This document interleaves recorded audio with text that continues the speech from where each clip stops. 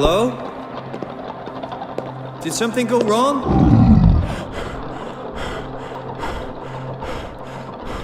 10, 9, 8, 7, 6, 5, 4, 3, 2,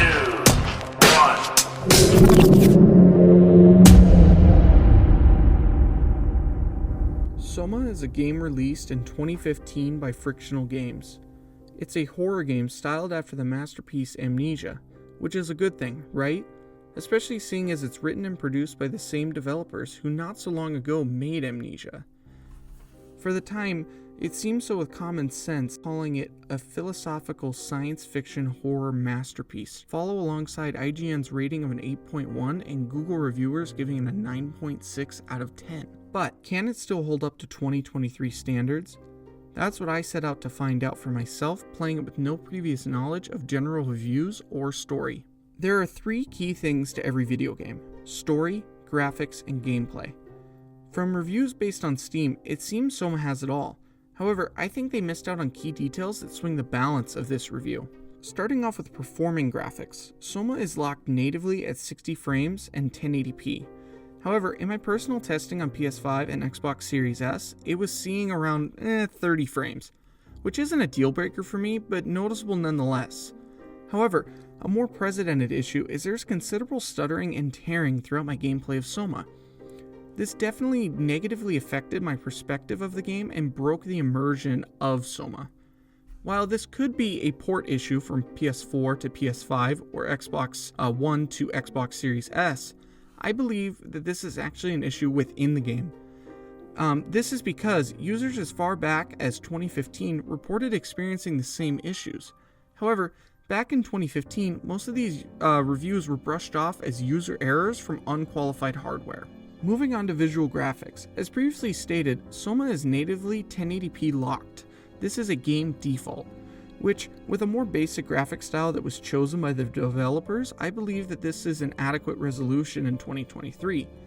The overall visuals of the environment were one of the key pieces highlighted in most reviews, which in most experiences of the playthrough I agree with.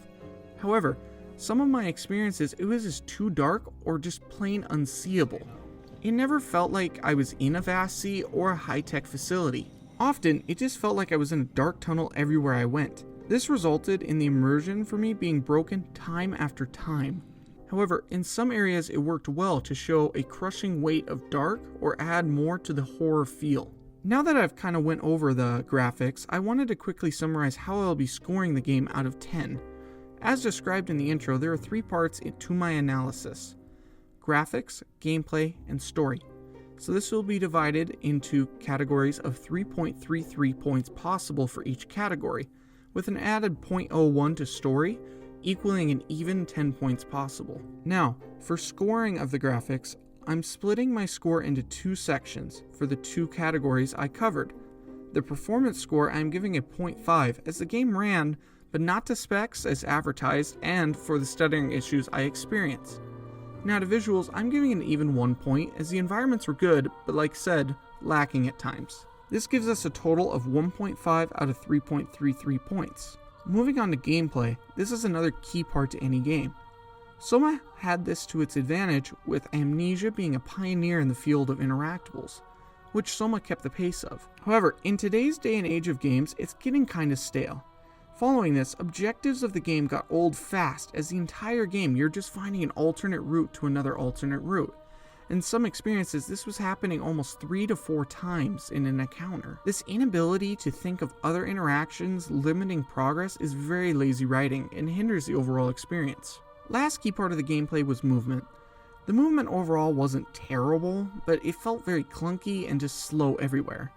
This becomes a major issue as often you must explore to unlock the objective or goal, making a 10-minute walk around take 20 or even 30 minutes. However, besides the slow movement, I really did love exploring. As a whole, it was really nice not having a tracker or compass telling me what to do every minute of my experience, and it really drove home the loneliness feel. The only hiccup being once or twice I had zero clue where to proceed, getting stuck for 30 to 45 minutes on top of the 20 I spent walking around. which wasn't great, but the feeling of accomplishing the goal with no outside help was really great. Now, after discussing these gameplay, mechanics, and elements, I feel confident giving my rating for this part of the review. For me, the lack of unique gameplay elements drove it down to a 0.5 score, with exploring adding an extra 1 point, and the feeling of accomplishment making me want to add another half a point. This gives us a total of 2.333. Finally, to our story, the backbone of any game. Its purpose to tell a key set of moments in a character's life or question the reality of the player. Soma does the latter incredibly well. The background of the character is rather dry, but to the story, it really has little effect. The next part to any story is music, as it can tell more than words or visuals when it is used correctly, which I think it was done great, as well with the combination of sound effects used throughout the game. It really propels the game forward. Finally, the narrative. We play as Simon, who, prior to the events of the game, was in a fatal crash killing his friend, leaving Simon with permanent brain damage. The doctors tell Simon that they are unable to help him. This results in Simon getting a new procedural brain scan done. Fast forward 100 years, Simon awakes, unknown to him, in a humanoid robot. With Simon not knowing what is happening, as to this version of Simon, he has just finished his brain scan, decides to explore the lab he awoke in. He proceeds to run into a monster and environmental adversaries, eventually, however, running into a transmission who he thinks is from a human. After the transmission ends, the room breaks, flooding him to what he thinks is his death. He suddenly realizes he is wearing a suit which wasn't perceptible to him before. He eventually reaches the transmitter and realizes that she was a robot. She tells us her name's Catherine. Catherine, after this information, informs us that we are also a robot and we need to start accepting it. After talking, Catherine convinces Simon to help her launch the Ark, which is a database full of other uploaded brains to space. Simon agrees, setting off. Near the end of the game, Simon needs a new suit so he can continue on his journey. He ends up uploading to one. However, to his horror, the Simon he just left is still alive in the chair. Catherine explains uploading is like a coin toss.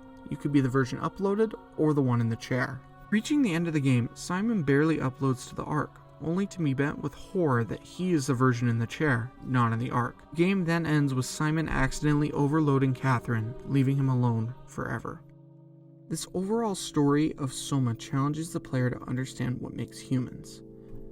As one could say, it's our thoughts of free will or ability to love. However, the Simon we know has all of these qualities, as well as all of the other uploads, but they still aren't human. This leaves the player to decide if they won by sending all of the uploads to space, or if they had lost from the beginning, as the humans left are only numbers on a chip. This deep thinking is what originally propelled Soma to such high standings, and now, after reviewing with a fresh perspective, I believe that the story deserves a 3 out of 3.34. The remaining only being knocked off for Simon's bad background. This leaves us with a personal review of 6.5 out of 10, but it doesn't answer the question of what a masterpiece game is. By definition, a masterpiece is a work of art that convey a special type of originality that captures the imagination, that stand the test of time, and that change the way that artists think about their field. Soma does the first beautifully, as you can really think about what a person in the game's situation would do or feel. The second point I'm saving for last, but the third point I believe was done halfway, as Soma kinda changed the way stories could be told, but didn't change the gaming field overall. Back to the second point, Soma, in my opinion, after experiencing everything and formulating my thoughts into review, didn't stand the test of time. Therefore, in my opinion, Soma is no longer a masterpiece, as you need all three to be considered. This doesn't mean that Soma is bad or isn't worth a playthrough, but it just hasn't held the test of time like Skyrim or GTA. Well, that's it. If you like this video, be sure to let me know down in the comments or by hitting the like button, as it helps my channel grow and this video so I can keep making more content like this.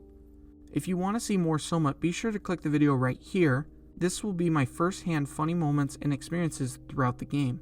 Or click the channel icon so you can see more content made by me. Without anything else, thank you so much for watching, and I'll see you next time.